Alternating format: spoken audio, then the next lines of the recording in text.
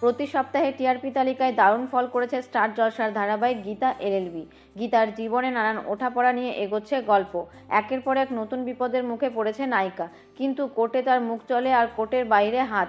তাই সব ক্ষেত্রে বিপদকে একেবারে ভয় পায় না গীতা, এগিয়ে চলে সে নিজের লক্ষ্যের দিকে। ধারাবাহিকের নিত্য নতুন মোড় পছন্দ করছেন দর্শক মহল। একের পর এক নতুন গল্প আর নতুন চরিত্রদের ভিড়ে জমে উঠেছে ধারাবাহিকের গল্প। একটু একটু করে প্রেম বেড়েছে গীতা এবং স্বস্তিকের মধ্যে। বারবার পরিবার আর কোর্টের মাঝখানে টানাপোড়েনে পড়ে যায় গীতা। বিপদ যেন কিছুতেই তার পিছু ছাড়ে না। ফের নিজের বুদ্ধিতেই বাজিমাত করল গীতা। শিবরাত্রিতে মহাতাণ্ডব হবে ধারাবাহিকে, এমনই আজ পাওয়া গেল মুক্তি পাওয়া নতুন প্রোমো দেখে। দেখা যাচ্ছে যে শিবরাত্রিতে মহাদেবের মাথায় জল ঢালতে যায় গীতা। সেই সময় কৃপান গীতাকে তাক করে গুলি করতে যায়। বুঝতে পেরে গীতা মহাদেবের ত্রিশূলটা হাতিয়ার করে নেয়। কৃপানের দিকে ত্রিশূল নিয়ে তেড়ে যায় সে। কি হবে এরপর?